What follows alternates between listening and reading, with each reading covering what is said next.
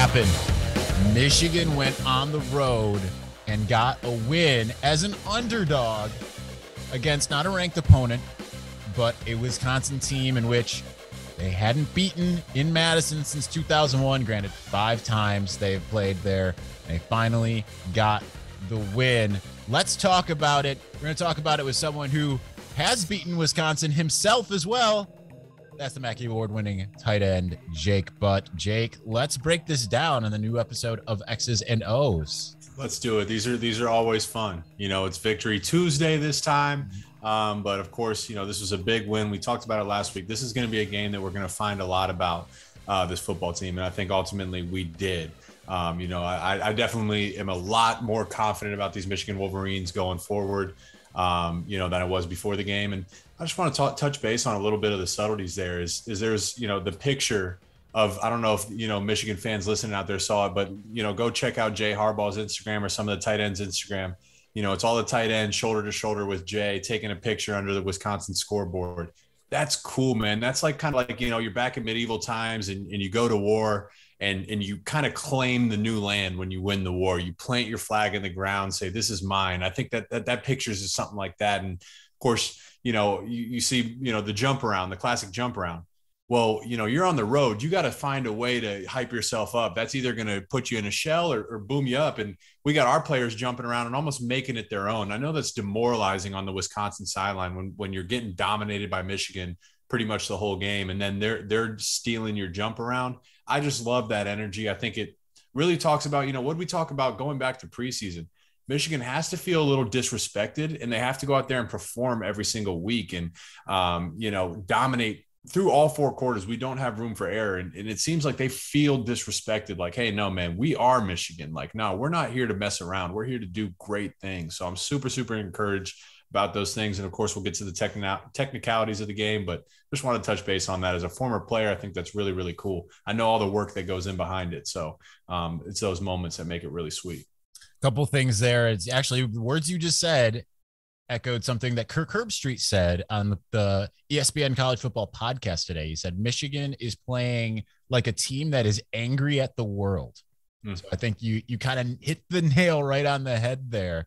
But the other thing is the jump around. I kind of regret like where I was positioned because I had already decided I was going to stand with my phone in front of like the student section and just get video of that, you know, to send to a couple people that aren't as big into college football, just to be like, hey, this is what college football is all about. And I glanced back and was like, oh yeah, Michigan's jumping around too, which actually is notable. It's extremely notable because I remember before the 2017 game, a former teammate of yours had texted me before the game and asked me, hey, are you going to jump around? You know, and for me, I mean, heck no. Number one, I'm basically an octogenarian. My knees would probably break on the 3rd jump. Number 2, I got a bunch of camera equipment, but like he said that like, oh, I'm willing jumping around. I think it'd be, but you know, something I would do, but it wasn't a team wide discussion. And certainly that team didn't have that type of, mentality going into the 2017 Wisconsin game. Yeah. So this was certainly just a vast departure.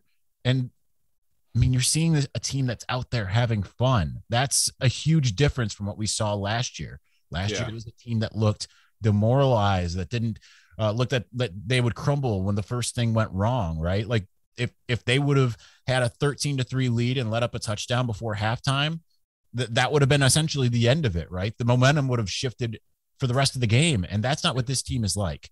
Yeah.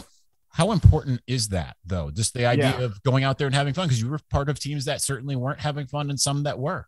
Yeah, I mean, and for me, you know, it really talks about leadership. Like I look at like a little thing here, like Aiden Hutchinson, like they had their Monday practice and there's news like, hey, Hutchinson called a team meeting. He said, everyone be in the weight room in 10 minutes.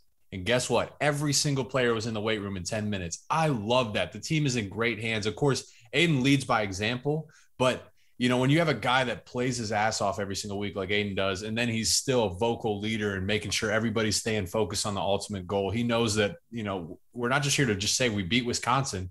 We're here to, you know, ultimately win and compete for a Big Ten championship. You know, you got a young guy like JJ McCarthy, you know, not our starting quarterback, but, you know, there's reports 7 a.m. when the flight lands, you know, back Saturday night. he's back in the building 7 a.m. the next day, watching film, running, throwing with guys, like already competing, already preparing for the next week. So that just gives me so much confidence that these guys, they're having fun because they want to work. They want to do the extra stuff because they see the ultimate vision. So I think you hit the nail on the head. That stuff matters throughout the season. Football is a long, brutal sport. It can really weigh on your body. If you're not having fun, it makes it that much longer. So think the team's in really good hands. And to finish out that before we get into the game itself, that thought, again, like we asked in the post game, asked David Ajabo, what does this win mean? It's been this, we haven't done anything yet, but now can you at least say now that it's been a change? It's something that Jim Harbaugh hasn't done in his 7 years, I guess, 6 years and 4 games up until that point, hadn't gotten that win as a coach against another team when they're an underdog, and winning on the road against a team with an actual big stadium, a hostile environment. And you know what he says? He says we still haven't done anything yet. We can't look at it that way. We cannot look at it like we did something, and that is good, because you look at what the Michigan team was like last year. They certainly felt like they did something after beating Minnesota, and it showed. So when they got punched in the mouth, it didn't go their way, So anyway, let's move on to the game itself. Let's start with the offensive side of the ball, because I feel like that was where we had more question marks going into the game. And we finally saw something you've been clamoring for in even more specifically. It's not a play action pass, but it's very close. It's pretty much the same thing in the sense with the flea flicker. But we saw Cade's arm come alive. We saw not just a passing game emerge, an aggressive, very creative passing game. Could you I want to know a little bit, because I know a little bit, but watching the game from the sidelines through a lens, I'm like, this is really creative, the way they're doing things. And it was also very aggressive, going for it on 4th down. So what really stood out in your mind as far as that was concerned? Well, to kind of wrap just a little bit back into what you were touching on about the program taking a step forward and trying to turn over a new leaf, the 4th down is a note that I made that was critical, because what I'd seen in the past, especially when games get close or when games are tight early on, or even when a mistake starts to happen, we tend to get pretty conservative. But we were hyper aggressive, of course, in our play calling, but also our decision making. Michigan ended the game 4 for 5 on 4th down. We went for it 5 times on 4th down with an 80% success rate. That's huge. That shows not only that you believe in your play call, but you believe in your players to ultimately execute. And a guy like Cade, again, is Cade going to win the Heisman? No, but you feel good with Cade under center that he's going to make the right decision and generally throw an accurate ball to a guy that's going to make a play. So I'm super excited about the pass game. The flea flicker was huge. Again, we talked about it. Hey, when you can get the ball down deep in that red zone, that's when you want to pull out your bag of tricks, because it'll be 6 points, not just a 40-yard gain. So ultimately, we've had success. We've committed to running the ball. It felt like perfect timing, great understanding by Gaddis, good execution by the offense, ultimately a great ball by Cade. And, my player of the game on offense, Cornelius Johnson, 2 touchdowns. So, really, really generally just awesome to see. And still, I think Michigan, we still had 112 yards on the ground. So that's a stifling Wisconsin front 7. We still were able to get to the 3-figure range and show that, hey, we can run the ball as well against the best. And there were some creases in there, but ultimately it was the pass game that I think really, really shined for us last Saturday. And I think that's important to touch on the fact that the 112 yards and running the ball. I saw a couple national articles out there as I was doing my Sunday roundup piece about what the national media was saying about Michigan. And it was funny because you see a couple articles say Michigan didn't really run the ball all that well against Wisconsin. And it's like, are you kidding me? They got 112 yards against a team that allows 23 yards per game. Notre Dame carried the ball 32 times and got three yards. So it's they did run the ball well. And they stayed committed to it, right? And the numbers look a little bit worse when you look, okay, it's 44 carries for the 112 yards, but I would say about a little bit more than a third of those carries came there in the last half of the 4th quarter, once they were already the game was well overdone, right? They weren't trying to do anything other than just kill clock at that point because they're up 38-17. But that's the thing. People are going to nitpick, especially with Michigan, and try to find things that aren't good. But Wisconsin's defense, you can at least now say Michigan's offense was able to go up against one of the top defenses in the country and put up 38 points, right? Yep. Something that we haven't really seen usually from Michigan, and we haven't really seen going up against the top defense and getting that type of deal. Also want to give credit to Roman Wilson, who had a breakout game, because you mentioned Cornelius, your offensive player of the game, but Roman Wilson, I mean, he went out there, got it was like 6 catches and a career high. He was always there for those, for some of those big plays. And so we saw, there was that third down, it was a fourth down in which one of them that they converted, he had a nice little underneath out route, and Cade hit him perfectly. So seeing some of that chemistry building, it's wonderful. So let's turn our attention over to the defensive side of the ball, because that, as impressive as the offense was, I know Wisconsin doesn't have much of an offense right now, but the fact that, you still know that offensive line is pretty good. Yeah. Michigan made Wisconsin's offensive line look like they were playing an FCS school. What were you seeing when you're sitting at home watching this game? Why did that happen? What made that so difficult for Wisconsin's offensive line? Yeah, I just felt like overall, our front was very stout. They're creating double teams, but our guys were kind of anchoring down, which frees up your linebackers to hit lanes. Also, we had really well-timed blitzes that were also hitting.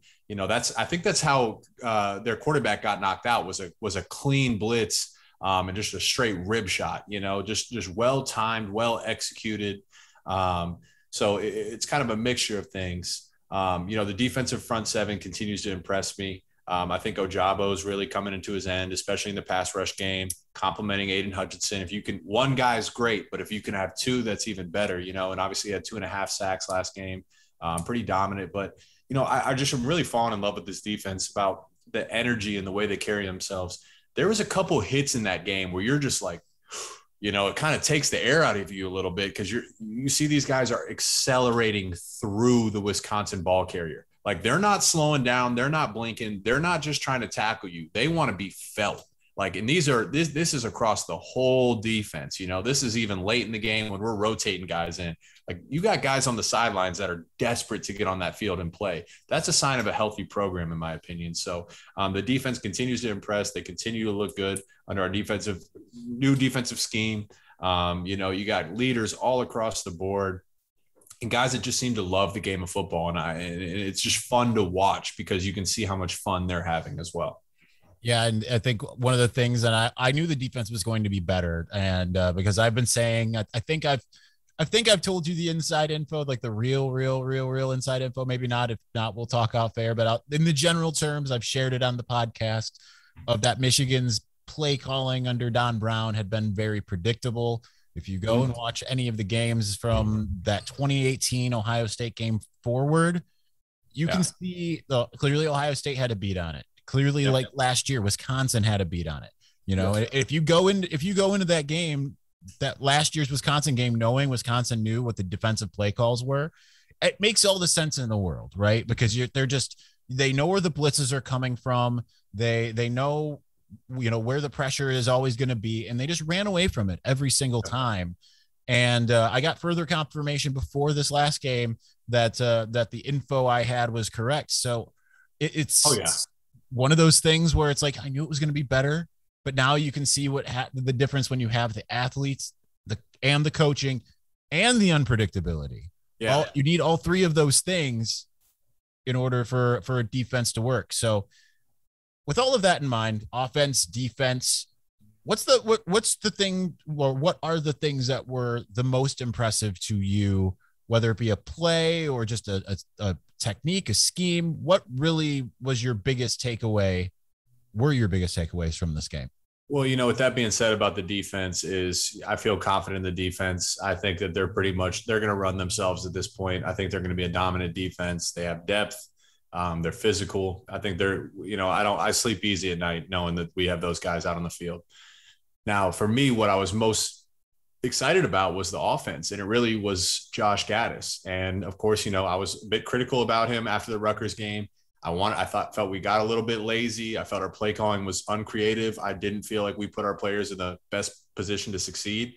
But, we got back into creative play calling. Even the run games, we started to see a couple of those jet sweeps or even the fake jet sweeps motions just to keep them honest, just to try to loosen up the defense. And a couple times we hit it. And even if those runs aren't going for big creases, it just makes a defense stay true. You have the flea flicker where what are we doing? It's essentially a play action, but then you're attacking behind the defense on aggressive safeties because all year safeties have been triggering on our run game. Like, hey, Michigan's not going to play action.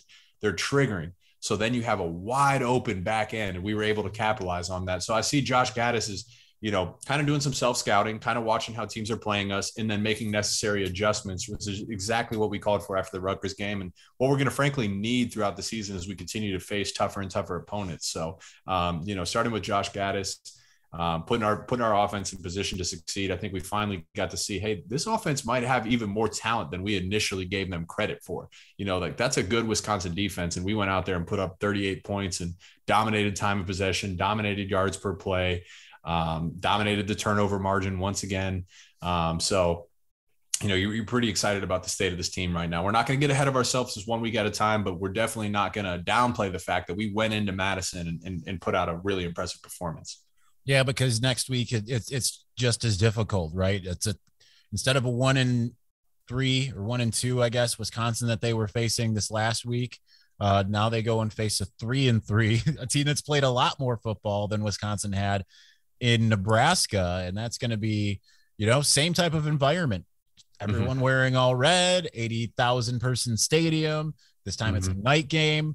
Nebraska's not bad. I think a lot of people that looked at that Illinois game in week 0 and think, hey, that's not good. But I mean, all 3 losses were by 1 score. It's a home game. It would get them back on not only the winning side of things, but a win over Michigan would mean everything for Nebraska. So it's going to be another test. And thankfully it looks like Michigan's up for the challenge. And the good news is while we haven't seen Michigan take on an offense that's of the caliber of Nebraska's, who's I believe number 11 in the country at the moment, they do have a really good defense as well that they couple that with. And we just saw Michigan's offense not necessarily have its way with, but certainly do a lot of things. And now, Nebraska can't just sit there, go into the game thinking, yeah, we have a pretty good idea of what Michigan's going to do, because they just changed the narrative, flipped the script all with one game. Yep. And every team really is, and I think I tweeted this out, is the truth is every team wants a piece of Michigan. Every team wants to beat us. Every team wants to slay the dragon and say, look, we told you this is the same old Michigan. Every when there's blood in the water, it's like teams are latching onto us. So we're going into Nebraska. It's going to be a night game. It's going to be a hostile environment. They're going to want a piece of us once again. But I go back to, it's not even about what happened on the field. It's Aiden Hutchinson calling a team meeting right after, their Monday lift. Hey guys, no one better be patting ourselves on the back. We got bigger stuff ahead. I'm sure that's kind of the things that being said. Guys are understanding. They have a big picture goal of, we want to be Big Ten champions. But how does that start? That starts with our preparation. We need to prepare like Big Ten champions. We need to treat every opponent with respect and go out there and try to continue to improve and put out dominant performances every single week. So again, another test this week. Ultimately, I still think we have the leg up. But, this will be another good test to go into a hostile environment, night game. Can we perform? Can we put out a complete game like we did last week? And that'll be the key, is being complete. And because it was a thorough domination of Wisconsin. Honestly, it's been aside from literally one half of football, it has been a thorough domination of every single team Michigan has played thus far. There's not been, even when there's just, maybe it's been like 1 or 2 drives here and there where it hasn't been a domination, essentially. especially when it's, aside from garbage time, right? Because if you take garbage time away, I mean, this would be even more impressive, right? And this last game would have ended 38-10, and Rutgers doesn't count because that one was the full half that wasn't good and what have you. But I mean, even Northern Illinois and Western and Washington, all those games didn't end as close as they looked. So that's a credit to this Michigan team on both sides of the ball and on special teams. So anyhow, we totally forgot to did you get any butt dial questions? We didn't put out a call for it. I just realized questions. Yeah. We're gonna do a special butt dial episode before I leave for Lincoln. That's what we're gonna do. Perfect. I'm gonna promise that on air so that everybody knows.